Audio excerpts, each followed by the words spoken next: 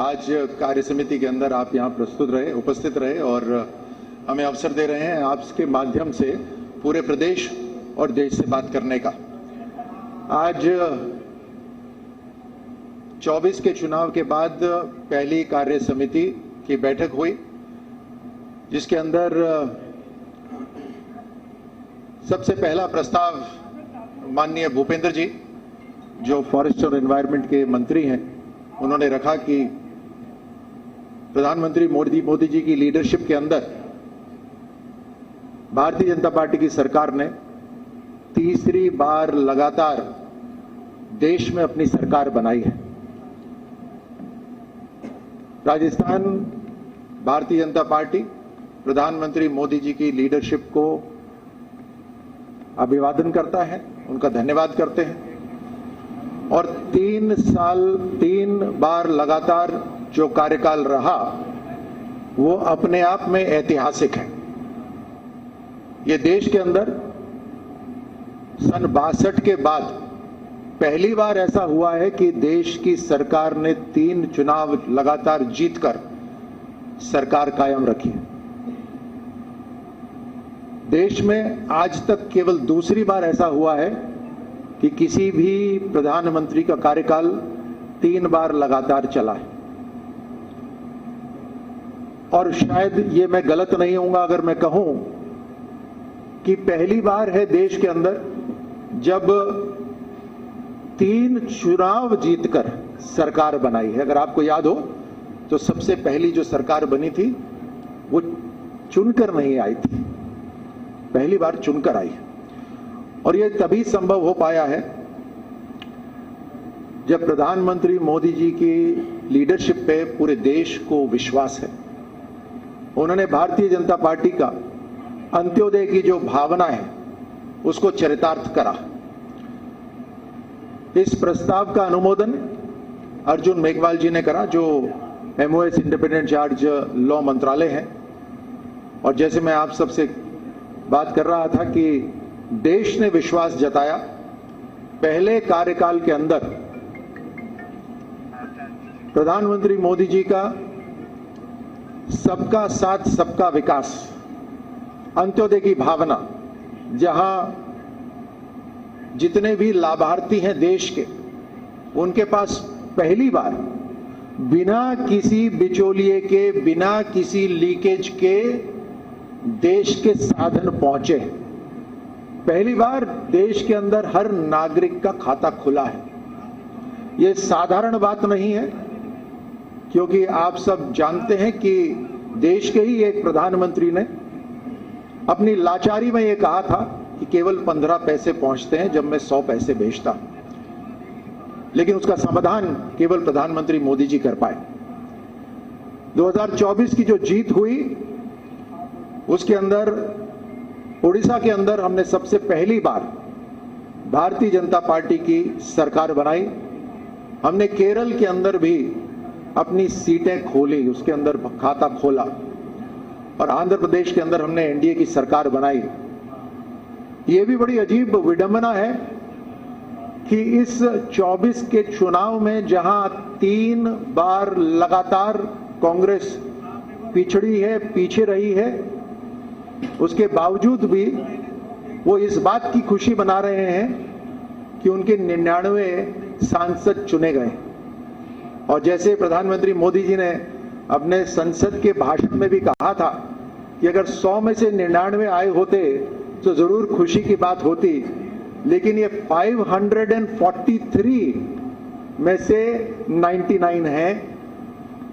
और अगर विद्यार्थी इस प्रेस कॉन्फ्रेंस को सुन रहे हैं तो वो भी जानते हैं कि इम्तिहान के अंदर पासिंग मार्क्स 33% होता है, और कांग्रेस की इस बार 543 में से केवल 18% सीटें आई हैं, तो वो इम्तिहान पास भी नहीं कर पाए, लेकिन उसके बावजूद भी वो खुशी मना रहे हैं। तो आप सब समझ सकते हैं कि भारतीय जनता पार्टी प्रधानमंत्री मोदी जी की लीडरशिप में जिस प्रचंड और प्रभावी रूप से काम हो रहा है, उसमें विपक्ष इसी बात से खुश है, और वो भी ये जॉइंट विपक्ष है, केवल एक पार्टी नहीं है, इसी बात से खुश है कि वो 18% पासिंग मार्क्स से भी कम मार्क्स लेकर आए हैं।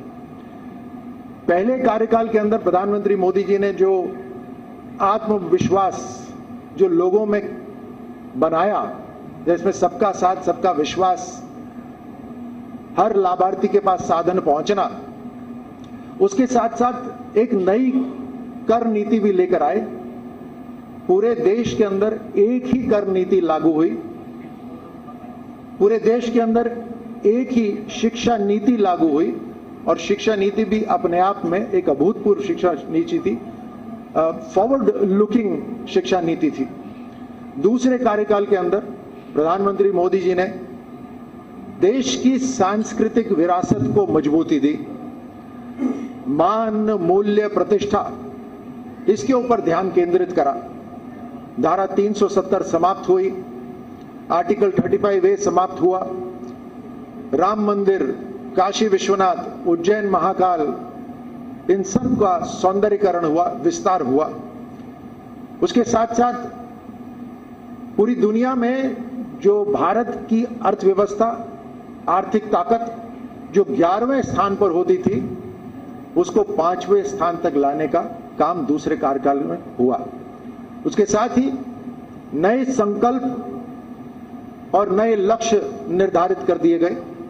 मजबूत लीडरशिप ऐसी ही होती है जो मुश्किल काम पूरा करके आराम विश्राम नहीं करती, बल्कि नए संकल्प और नए टारगेट्स रखती है। और अब देश का प्रधानमंत्री मोदी जी की लीडरशिप के अंदर जो नया लक्ष्य है वो तीसरी सबसे शक्तिशाली अर्थव्यवस्था बनने का है। देश की आधी ताकत जो सदियों से न कहूं तो दशकों से तो जरूर देश के आजादी के बाद नारी शक्ति को आगे बढ़ने के अवसर जो नहीं मिले, उसके अंदर बहुत बड़े बड़े काम प्रधानमंत्री मोदी जी की सरकार में पिछले 10 साल के अंदर करे, जहां उनका मान सम्मान भी बढ़ा। सीआरपीएफ, सीएपीएफ, बीएसएफ, सीआरपीएफ, इन सब के अंदर आरक्षण हुआ। देश के अंदर जो जेंडर इक्वालिटी, अनइक्वालिटी थी, उसको बैलेंस करने के लिए देश से आह्वान करा गया, बेटी बचाओ बेटी पढ़ाओ के नाते, जिससे एक बड़ा परिवर्तन आया। साथ ही एक बहुत बड़ा कदम उठाया गया जहां नारी शक्ति को चुनाव के अंदर आरक्षण दे दिया गया। यह अपने आप में एक बहुत बड़ा कदम था जो प्रधानमंत्री मोदी जी ने रखा। देश की अंतर्राष्ट्रीय रिलेशंस, जो दूसरे देशों के साथ जो दोस्ती का माहौल है, उसके अंदर एक बहुत बड़ा परिवर्तन आया, और उसके कारण एक स्टेबल सरकार भारत के अंदर, उससे पूंजी निवेश भारत के अंदर बढ़ा। हर तरह का ट्रेड, हर तरह का व्यवसाय, उसके अंदर भारत को अपनी बात रखने का मजबूत अवसर मिला।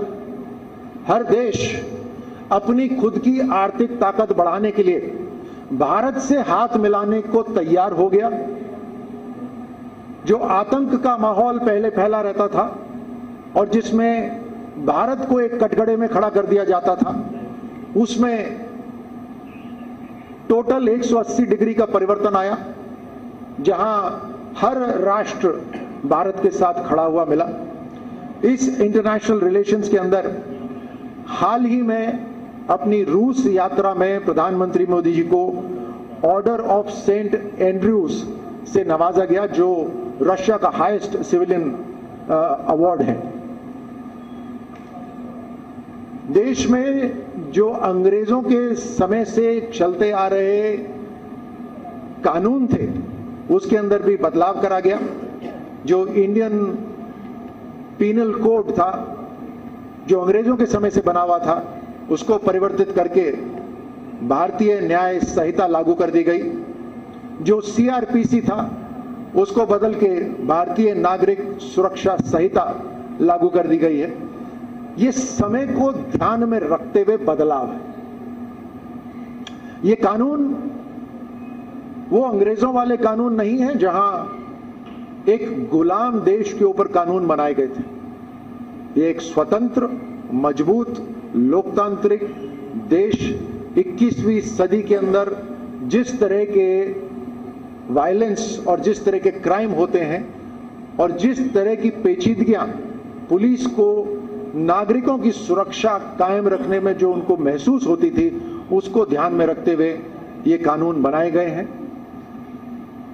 जो प्रगतिशील देश हैं उनके ऊपर अक्सर विकसित राष्ट्र प्रतिबंध लगाने वाले कानून लगा देते हैं क्लाइमेट और एनवायरनमेंट को ध्यान रखते हुए, लेकिन भारत की ऐसी मजबूती है प्रधानमंत्री मोदी जी की लीडरशिप में कि भारत अब अपना लक्ष्य रखकर काम कर रहा है 2047 तक डेवलप्ड नेशन बनने का, विकसित राष्ट्र बनने का।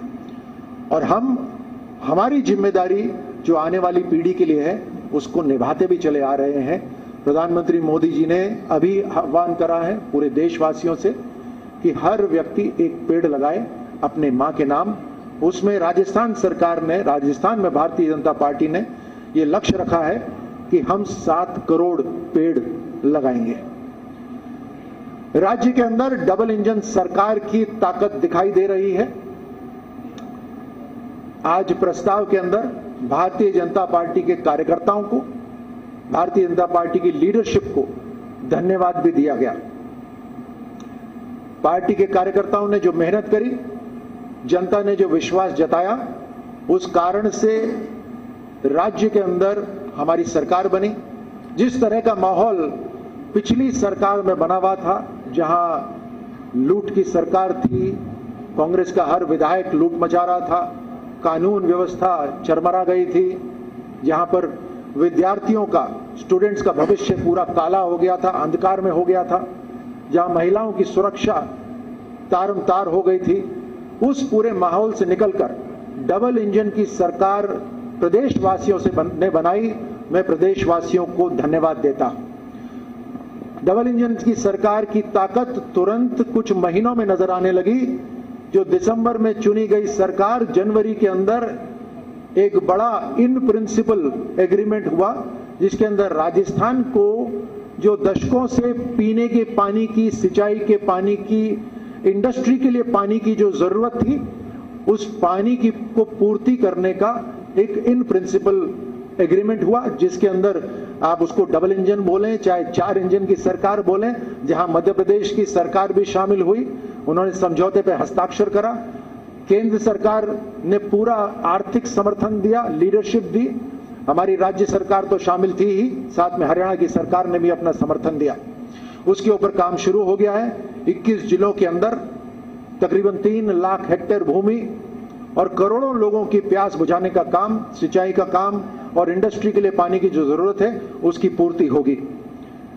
जो पिछली सरकार बार बार रोना रोती थी महंगाई का, लेकिन आप सब भी यही प्रश्न उठाते थे कि महंगाई का सबसे जो महत्वपूर्ण और सबसे पहला बड़ा कदम जो राज्य सरकार को उठाना चाहिए था, डीजल और पेट्रोल की कीमतें कम करने का, वो उन्होंने कम कतई नहीं करी, लेकिन राजनीतिक रूप में जरूर नारे लगाते रहे। डबल इंजन की सरकार बनते ही राजस्थान के मुख्यमंत्री ने डीजल और पेट्रोल की कीमतें कम करी। यहां पेट्रोल की कीमत तकरीबन 7 रुपए से भी ज्यादा कम की गई और डीजल की कीमत 6.5 रुपए से भी ज्यादा से कम की गई।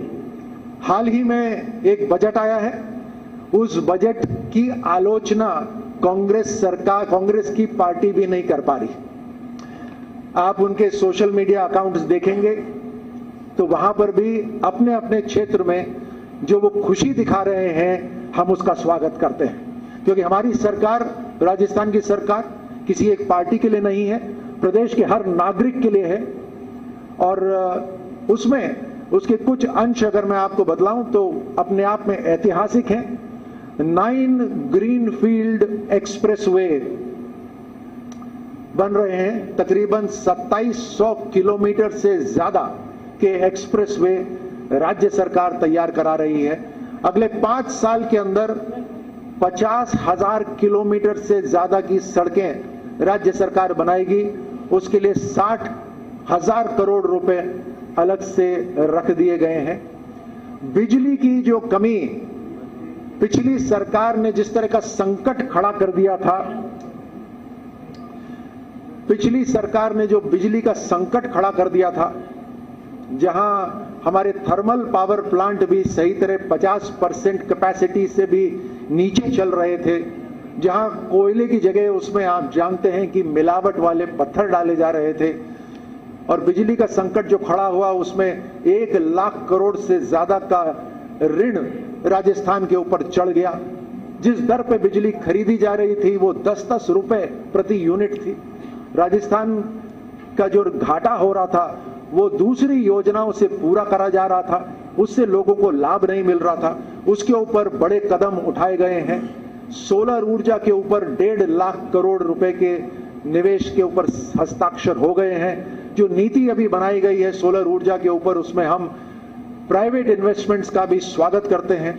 इस ऊर्जा जो सोलर ऊर्जा लगेगी उसके अंदर यह तय होगा कि राजस्थान को प्राथमिकता से बिजली मिलेगी।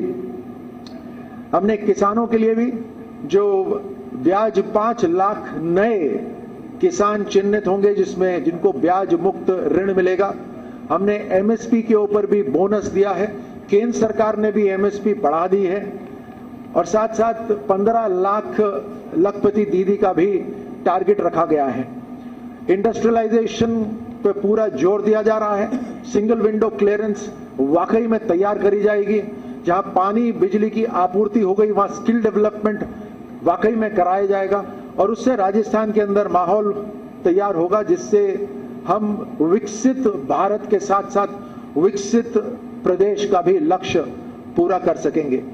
ये पूरा कार्यक्रम हमारे केंद्र मंत्री जो पधारे थे उनके स्वागत से शुरू हुआ था। मैं आज आप सब जो यहाँ पधारे हैं, मैं सभी मीडिया के साथियों को धन्यवाद देता हूं। आपके माध्यम से हमारी बात पूरे प्रदेश तक आपने पहुंचाई। आपको फिर एक बार बहुत बहुत धन्यवाद। एक खास बात जो आज के कार्यक्रम में रखी गई वो मेरे साथी मुझे याद दिला रहे हैं। यहां प्लास्टिक का इस्तेमाल बिल्कुल भी नहीं हुआ है। सिंगल यूज प्लास्टिक का इस्तेमाल नहीं हुआ है। सभी जो यहां पधारे थे उन सबको एक स्टील की बोतल दी गई है। ये पार्टी की तरफ से एक बड़ा और मजबूत कदम है सिंगल प्लास्टिक यूज को खत्म करने का। अगर आपके कुछ सवाल हो तो आप जरूर पूछ सकते हैं। हाँ मनीष।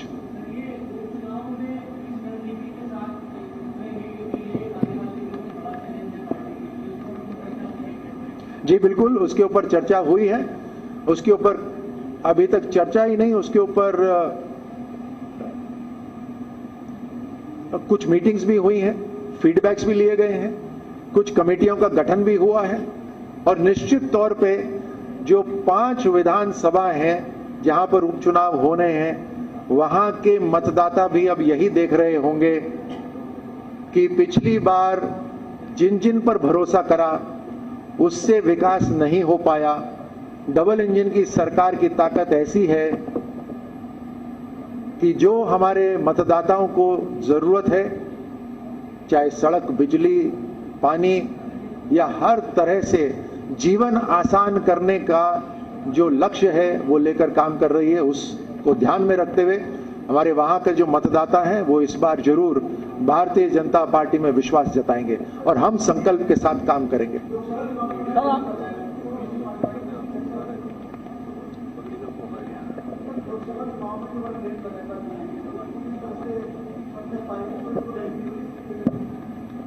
उस पे चुनाव के अंदर जो चर्चाएं हुई हैं, उसको चुनाव के अंदर जो एनालिसिस हुआ है वो पार्टी के अंदर हुआ है, उसको ध्यान में रखते हुए कदम उठाए जाएंगे।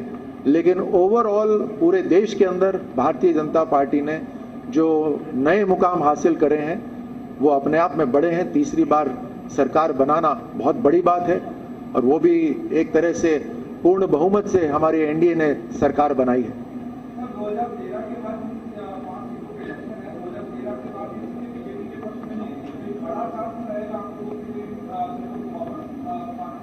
मैंने जैसे अभी थोड़ी देर पहले कहा था कि हम इस बात से आश्वस्त हैं कि भारतीय जनता पार्टी का जो काम है वो जरूर बोलेगा, और वहां उन विधानसभा जहां बाई इलेक्शन होना है उन्हें विश्वास होगा कि जो अभी तक करते आए हैं उससे कुछ नया करें, जिससे उस क्षेत्र में भी विकास हो। तब आपने कहा था कि कांग्रेस जो है वो 99 पे आके खुश हो रही है। वो कांग्रेस जो कहीं नहीं थी वो पिछले 10 साल में 99 तक आ गई और आप आधे पे आ गए। क्या इसके विषय में भी चर्चा हुई है क्या? आशीष, अगर आप अपने प्रश्न को थोड़ा सा फिर से गौर करें तो उसमें थोड़ी सी खामी है। कांग्रेस अगर आई होती तो मैं जरूर ताली बजाता, लेकिन ये कांग्रेस नहीं आई है, ये उनका जो महागठबंधन है वो आया है। माफ करिए, आप सही बोल रहे हैं। हाँ, 99 की जो आपने बात करी, 99 में कांग्रेस वहां पर पहुंची है, लेकिन जैसे मैंने कहा कि 543 के अंदर वो अगर प्रतिशत निकालें कि वो इसी बात से खुश हो रहे हैं कि वो जहां थे उससे थोड़ा ऊपर उठे हैं, इसका मतलब आप सोचिए कि भारतीय जनता पार्टी और एनडीए का किस तरह का प्रचंड स्वरूप है, किस तरह का काम नीचे धरातल तक पहुंच रहा है कि वो इसी बात से खुश हैं कि वो 18% पहुंचे। आपका प्रश्न सही था, मुझे उसके लिए माफी।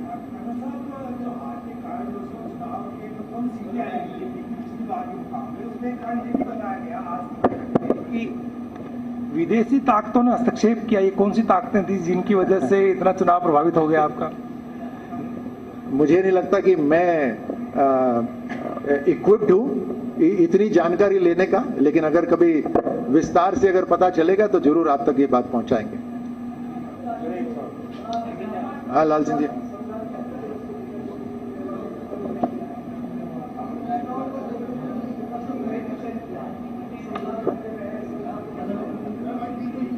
नैरेटिव सेट किया था और इसका कहीं ना कहीं असर भी हमको देखने को मिला चुनाव में।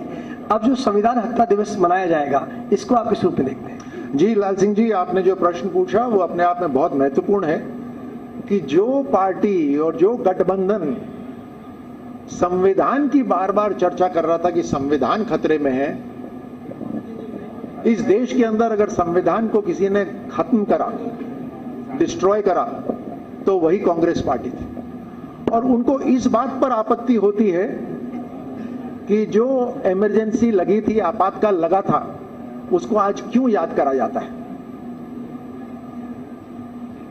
इस देश की पीढ़ी, आने वाली पीढ़ी खासतौर से जो इस लोकतंत्र को आगे संभालेगी, उनको ये याद रहना चाहिए कि प्रधानमंत्री मोदी जी संविधान को ग्रंथ मानते हैं और सदन के अंदर घुसने से पहले अपना माथा वहां टेकते हैं, उसको मंदिर मानते हैं। और इस कारण से यह याद दिलाना बहुत जरूरी है कि लोकतंत्र की हत्या आगे कभी ना हो। इसलिए ये आने वाली पीढ़ी को याद रहना चाहिए कि लोकतंत्र की हत्या किसने करी और कब करी और आगे कभी ना हो। मैं आपको धन्यवाद देता हूं। राठौड़ साहब, एक सवाल लास्ट। वसुंधरा राजे, दिया कुमारी और किरोड़ी लाल जी नहीं आए, क्या वजह है? वसुंधरा जी आ गई हैं, किरोड़ी लाल जी नहीं आ रहे हैं सर, लगातार नाराजगी दूर नहीं हो पा रही है उनकी? किरोड़ी लाल जी अभी थोड़ी देर पहले समय आप टीवी पे भी चला रहे थे, चर्चा भी चल रही थी वसुंधरा जी की। अब कहां गया वो सवाल आपका? देखिए, जो खबर है, सब बड़ी खबरें हैं, वो खबर ये है कि राजस्थान विकास के रास्ते पे निकल पड़ा है। अब आप कुछ उसमें कमियां ढूंढने की कोशिश करेंगे तो कमियां हैं नहीं। मेरा आग्रह है कि आप पॉजिटिविटी से जो हो रहा है उसकी तरफ देखिए। हर लीडर भारतीय जनता पार्टी का भारतीय जनता पार्टी के असूलों के साथ चलता है। हर लीडर भारतीय जनता पार्टी का देश को पहले रखता है। बहुत बहुत धन्यवाद।